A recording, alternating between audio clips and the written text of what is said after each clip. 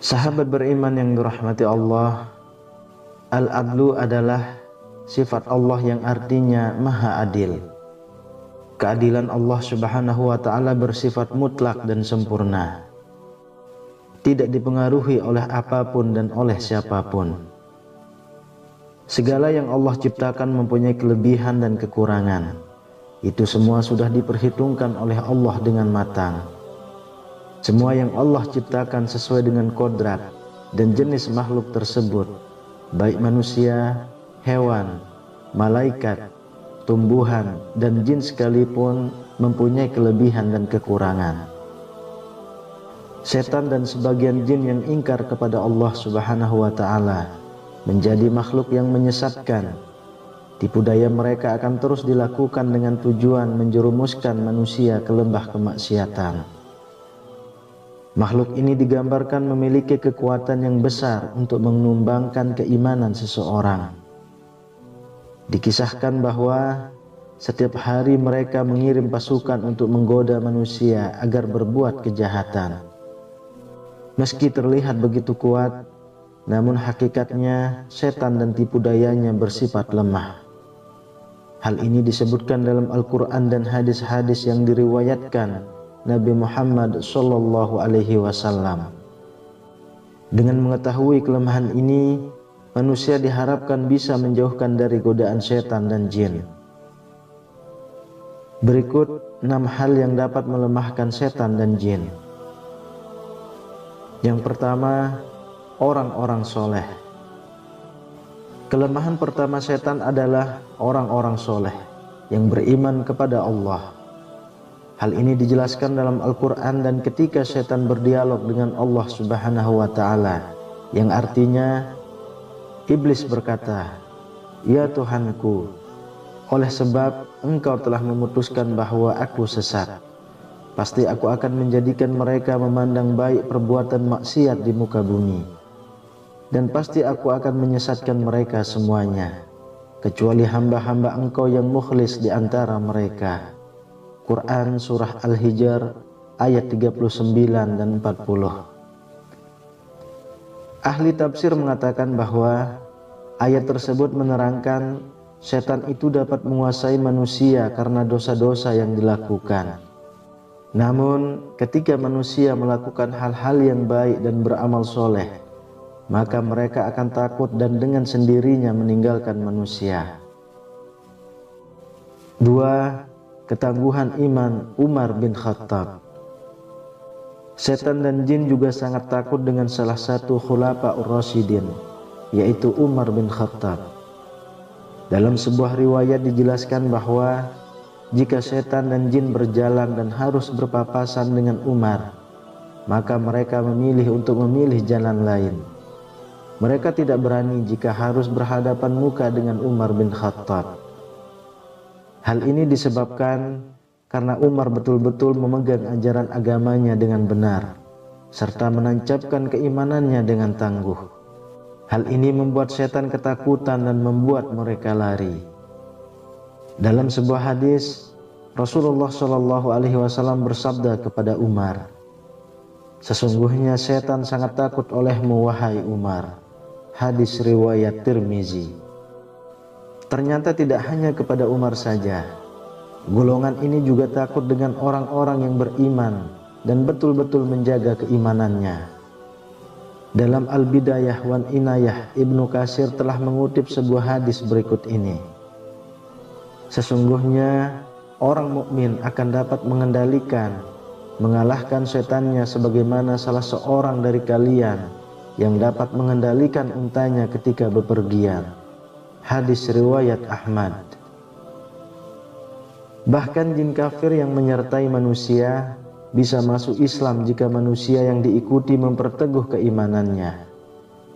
Hal ini sebagaimana disebutkan dalam sebuah hadis riwayat Imam Muslim berikut ini, yang artinya Rasulullah Shallallahu Alaihi Wasallam bersabda, tidak ada seorang pun kecuali ia disertai oleh seorang qarin, penyerta dari jin, dan seorang qarin, penyerta dari malaikat. Para sahabat bertanya, apakah termasuk Anda juga, wahai Rasulullah? Rasulullah menjawab, ya, termasuk saya. Hanya saja Allah menolong saya sehingga jin itu masuk Islam, dan tidak pernah menyuruh saya kecuali untuk kebaikan. Hadis riwayat Muslim. 3. Jin atau setan tidak dapat menyerupai Rasulullah Shallallahu Alaihi Wasallam. Kelemahan setan dan jin lainnya adalah tidak dapat menyerupai rupa Rasulullah Shallallahu Alaihi Wasallam, sehingga jika seseorang bermimpi bertemu dengan Rasulullah Shallallahu Alaihi Wasallam dan memiliki ciri-ciri sesuai dengan literatur yang menggambarkan Nabi Allah ini, maka hal itu benar-benar Rasulullah. Dalam hadis sahih dikatakan, yang artinya Rasulullah Shallallahu Alaihi Wasallam bersabda, barang siapa yang bermimpi melihatku, maka dia sungguh telah melihatku, karena setan tidak dapat menyerupaiku. Hadis riwayat Muslim. Keempat, tidak bisa melewati batas langit. Setan dan jin memang bisa bergerak cepat dan terbang layaknya malaikat. Namun, mereka tidak akan bisa menembus batas langit tertentu yang bisa dilewati oleh malaikat. Jika dipaksa melewati batas yang ditentukan, maka mereka akan hancur dan mati. Karena itu pula, jin tidak dapat mengetahui dan mencuri informasi dari langit, sehingga apa yang dibisikkan ke tukang-tukang ramal dan dukun adalah kebohongan semata. Yang kelima, pintu yang ditutup dengan menyebut nama Allah. Setan dan jin juga tidak bisa memasuki pintu yang ditutup dengan menyebut nama-nama Allah. Dalam sebuah hadis Rasulullah Shallallahu Alaihi Wasallam bersabda, yang artinya, tutuplah pintu-pintu dan sebutlah nama Allah ketika menutupnya, karena setan tidak akan membuka pintu yang sudah terkunci dengan menyebut nama Allah. Tutup jugalah tempat air minum dan bejana-bejana kalian sambil menyebut nama Allah, meskipun kalian hanya menyimpan sesuatu di dalamnya. Dan ketika hendak tidur, matikanlah lampu-lampu kalian. Hadis riwayat Muslim. Yang keenam, jin takluk kepada Nabi Sulaiman. Di antara mukjizat Nabi Sulaiman adalah dapat menaklukkan jin dan setan, sehingga semuanya dapat bekerja atas perintahnya. Hal ini sebagaimana ditegaskan dalam ayat Al-Quran berikut ini, dalam Quran Surah Syad ayat 36 dan ayat 38. Kemudian kami tunjukkan kepadanya angin yang berhembus dengan baik, menurut kemana saja yang dia kehendaki. Dan kami tunjukkan pula kepadanya setan-setan semuanya, ahli bangunan penyelam, dan setan yang lain yang terikat dalam belenggu.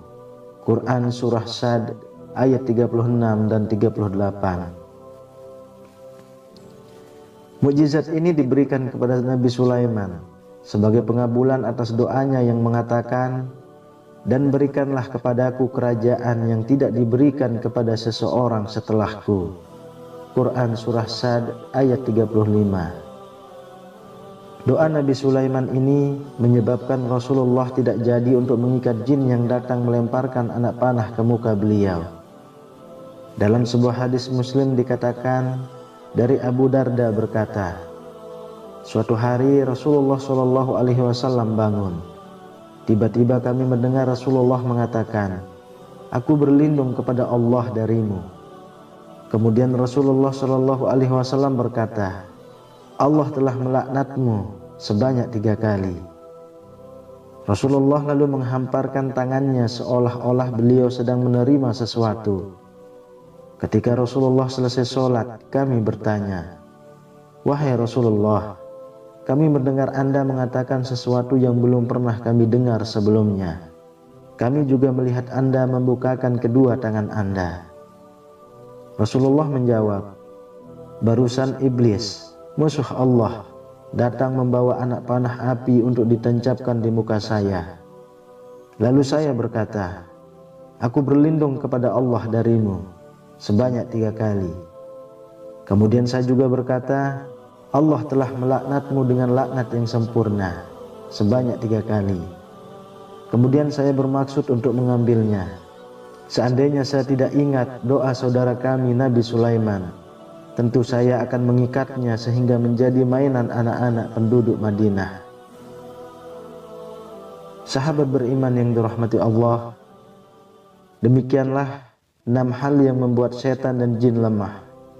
Semoga Allah Subhanahu wa Ta'ala melindungi kita semua dari godaan setan-setan yang terkutuk. Amin ya rabbal alamin. Wallahu a'lam bissawab.